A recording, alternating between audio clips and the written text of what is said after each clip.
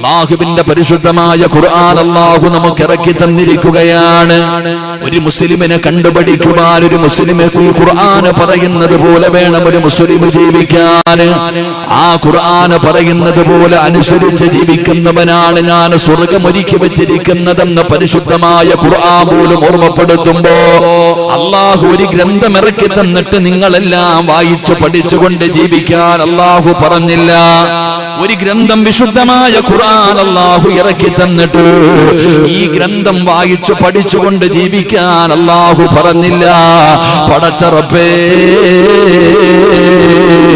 ആ വിശുദ്ധമായ ഖുർആൻ അനുസരിച്ച് എങ്ങനെയാണ് ജീവിക്കേണ്ടതെന്ന് പഠിപ്പിച്ചു തരാൻ തൗറാത്തും ഇഞ്ചീലും സബൂറും എന്റെ പ്രിയപ്പെട്ടവരെ പരിശുദ്ധമായ ഖുർആൻ, ഈ ഖുർആൻ അനുസരിച്ചുകൊണ്ട്, ഈ കിതാബുകൾ അനുസരിച്ചുകൊണ്ട് ഒരു മനുഷ്യന് എങ്ങനെയാണ് ജീവിക്കേണ്ടതെന്ന് പറഞ്ഞു തരാനല്ല, പഠിപ്പിച്ചു തരാനല്ല, സ്വന്തം ജീവിതം കൊണ്ട് കാണിച്ചു തരുന്നതിന് വേണ്ടി 1,24,000 പരം വരുന്ന പ്രവാചകന്മാര്, അംബിയാ മുർസലീങ്ങൾ അല്ലാഹു ലോകത്തേക്ക് ഇറക്കുകയാണ്.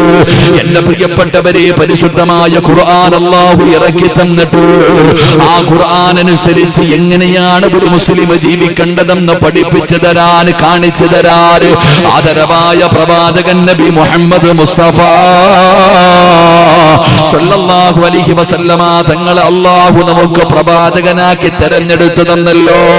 ആ പ്രവാചകന്റെ 23 വർഷക്കാലത്തെ ജീവിതം കൊണ്ട് ഒരു മുസ്ലിം എങ്ങനെയാണ് ജീവിക്കേണ്ടത്, എന്താണ് ഖുർആൻ പറയുന്ന ജീവിതം എങ്ങനെയാണ്, അല്ലാഹുവിന്റെ ദീൻ പറയുന്ന ജീവിതം എങ്ങനെയാണ്, അല്ലാഹുവിന്റെ പ്രവാചകന് സ്വന്തം ജീവിതം കൊണ്ട് പടന്ന് കാണിച്ചു തരികയാ. എന്റെ പ്രിയപ്പെട്ടവരെ, അല്ലാഹുവിന്റെ പ്രവാചകന്റെ പ്രിയപ്പെട്ട ഭാര്യയായ ആയിഷ ബീബി റളിയല്ലാഹു തആല അൻഹാ അല്ലാഹുവിന്റെ റസൂലിന്റെ ഭാര്യയാണല്ലോ. ആ ആയിഷ ബീബി റളിയല്ലാഹു തആല അൻഹയോട് അവിടുന്ന് ചോദിക്കുന്നു, ആയിഷ, നിന്റെ ഭർത്താവിന്റെ സ്വഭാവം എന്തായിരുന്നു ആയിഷ? ഒരാളെ കുറിച്ച് അറിയണമെങ്കിൽ അവന്റെ മാതാപിതാക്കളോട് ചോദിച്ചാൽ അറിയില്ല, അതാ കൂടപ്പിറപ്പുകളോട് ചോദിച്ചാൽ എല്ലാം അറിയില്ല. പടച്ചവനെ കൂട്ടുകാരോടും കുടുംബക്കാരോടും ചോദിച്ചാൽ എല്ലാ കാര്യങ്ങളും അറിയില്ല.